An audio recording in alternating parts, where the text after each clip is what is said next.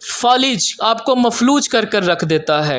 Physiotherapy नेमत है फालिज के मरीज़ों के लिए। Welcome to our YouTube channel. मेरा नाम डॉक्टर हमाद है और मैं क्लिनिकल फिजियोथेरेपिस्ट हूँ and I am a stroke rehabilitation expert. देखिए, फालिज के बाद आपके हाथ की ताकत, बाजू की ताकत, टांग की ताकत कम हो जाती है। आपके पट्टे जो हैं वो हरकत नहीं करते, आपके पट्टों में जान नहीं होती। तो उसकी वजह से क्या था कि मरीज़ अपनी पूरी ज़िंदगी बिस्तर पर गुजार देता था। लेकिन फिजियोथेरेपी ने फालिज के मरीज़ों को एक नई उम्मीद दी है। ये हमारे पास जो पेशेंट आई हैं, बेसिकली इनको 7 महीने पहले स्ट्रोक हुआ। उसके बाद इन्होंने प्रॉपर फिजियोथेरेपी नहीं करवाई, जिसकी वजह से इनकी डेफिशिएंसीज़ बहुत हद तक थी।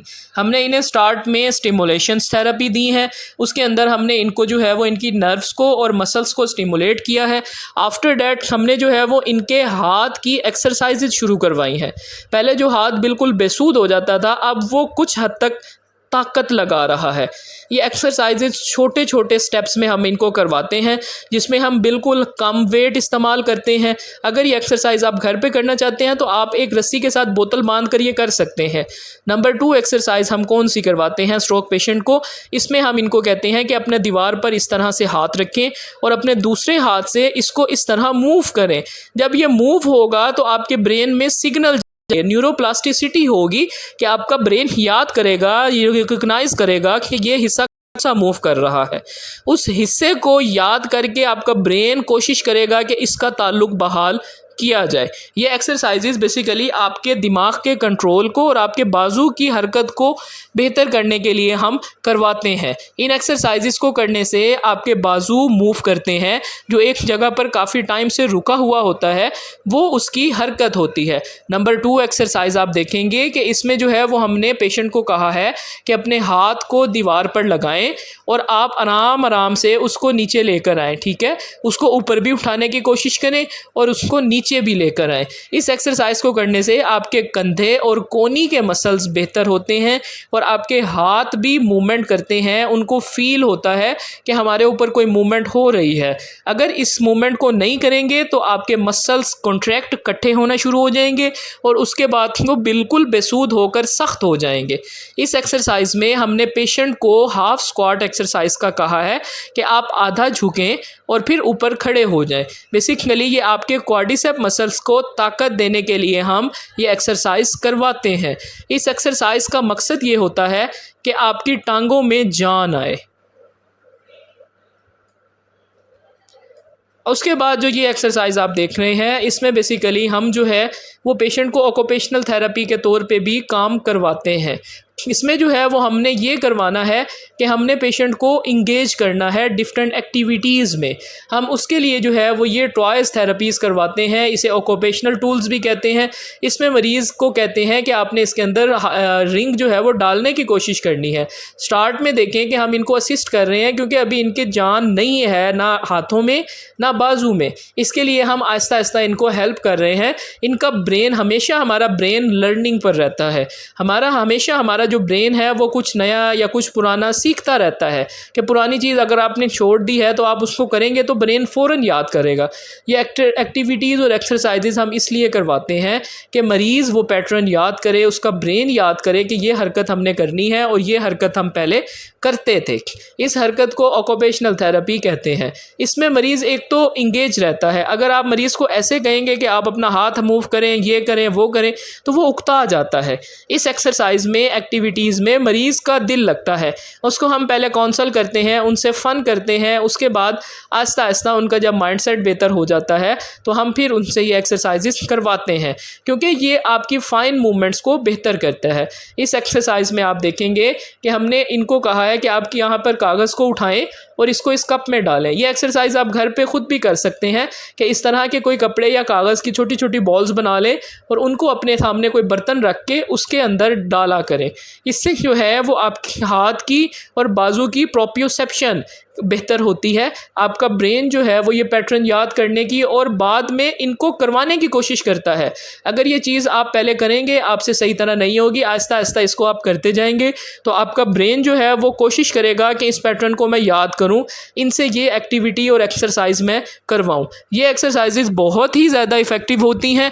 अगर आप अपने घर पे कोई फॉलिज का मरीज़ है तो उसको ये एक्सरसाइजेज करवा सकते हैं, क्योंकि ये एक्सरसाइजेज करने से मरीज़ का एक तो दिमाग का कंट्रोल बेहतर होता है, वो लर्न करता है, वो ये चीज़ें भूल चुका होता है, वो उसका ब्रेन इन चीज़ों को याद नहीं कर पा रहा होता।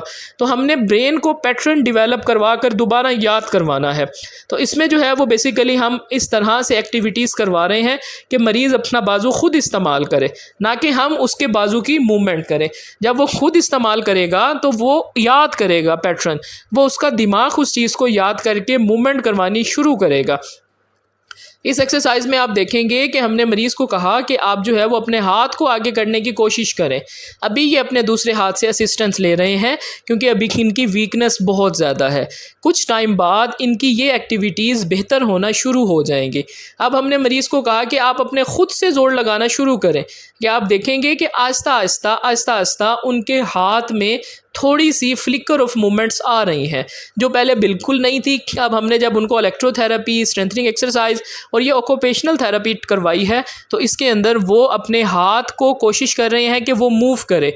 इसी तरह हमने मरीज़ से ख़ुद ज़ोर लगवाना होता है। ये बेसिकली एक मैकेनिज़्म होता है कि जिसमें हम मरीज़ को कहते हैं कि आप जो है वो इस तरह से देखें और करें। वो उसको जब फोर्स लगाता है तो उसका ब्रेन भी उसका साथ देता है कि इस एक्टिविटीज़ को मैं दोबारा से याद करूं और मैं करवाऊं। आप देखें कि मरीज़ जो है वो आहिस्ता आहिस्ता आहिस्ता आहिस्ता अपने हाथ से मूव करने की कोशिश कर रहा है। शुरू में हमने यही करवाना होता है कि मरीज़ का थोड़ा सा पैटर्न बने, वो याद करे और इस एक्सरसाइज को करना शुरू करे। इस एक्सरसाइज में आप देखेंगे कि हमने एक बोतल ली है, बोतल को आप या कुछ भी, आप इसकी जगह पानी की बोतल ले सकते हैं। तो हमने जो है वो इसको मरीज़ को कहा है कि इसको मूव करे।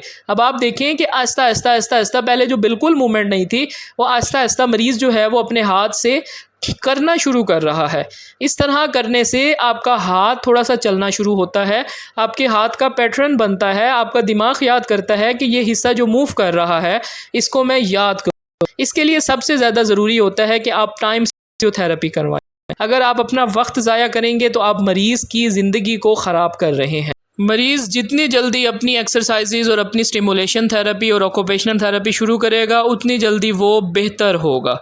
अगर जितना इसमें डिले करेंगे तो पैटर्न्स डेवलप होते जाएंगे, आपकी हरकत कम होती जाएगी और मरीज़ जो है वो उस हरकत को नहीं कर पाएगा जो वो पहले कर सकता था। अगर अर्ली ही फिजियोथेरेपी शुरू करवा दें तो पैटर्न्स डेवलप नहीं होते, जो स्ट्रेंथ खड़ी होती है उसको हम बेहतर कर सकते हैं। अब इनका रिव्यूज़ भी आपसे शेयर करेंगे। अस्सलाम वालेकुम जी, मेरा नाम अंसर हनीफ़ है। मैं मेलसी से आया हूँ यहाँ डॉक्टर हमाद यासिर साहब के पास मेरी वालदा के ट्रीटमेंट के लिए। मेरी वालदा को आज से तकरीबन 7 मंथ पहले बाएं तरफ फालिज हुआ था और हमने मुख्तलिफ़ हॉस्पिटल से मेडिसिन वगैरह यूज़ किए हैं, जिससे मतलब उनका इतना ज़्यादा फ़र्क नहीं पड़ा। तो उनके बाजू और टांग के अंदर हरकत नहीं थी। जो डॉक्टर साहब की मैंने वीडियोस टिकटॉक पे देखी हैं, तो उसके बाद मैंने इनका एक यूट्यूब चैनल है वो सब्सक्राइब किया, वहाँ से मुख्तलिफ मैंने वीडियोस देखी। जिसके बाद जो है मैं फिर इनको इधर लेके आया, इनकी लोकेशन ट्रेस की, तो मैं इधर आया हूँ मुल्तान में। यहाँ आके देखा है इनका सेटअप बहुत अच्छा है। तो इन्होंने हमारा पहला एक सेशन जब किया है तो उससे हमारा पेशेंट भी बहुत ज़्यादा मुतमईन हुआ है और हम भी बहुत मुतमईन हैं। और काफ़ी उससे पहले ही सेशन से हमें लग रहा है कि उनमें को बहुत सी तब्दीलियाँ आ रही हैं और मुतमईन पेशेंट भी मुतमईन होके गया है। तो हम तो रेकमेंड करेंगे डॉक्टर साहब के पास बाकी जो इतने लोग हैं जिनके साथ ऐसे मसले मसाइल हैं वो आएँ, क्योंकि जो मैंने वीडियो देखी थी उसमें सेम ही इशू वैसे था जैसे कि मेरी वालदा के साथ था। उसको देखने के बाद ही मैं यहाँ पे आया हूँ ताकि जो है मैं इससे मुतमईन हो सकूँ। और यहाँ आके अल्हम्दुलिल्लाह मैं काफ़ी मुतमईन हुआ हूँ और मैं नेक्स्ट भी जो सेशन है वो प्रॉपर टाइमली आके हम करवाएंगे, जिससे अल्लाह खैर करेगा हमारे हो जाएगा अल्हम्दुलिल्लाह से। Thank you so much.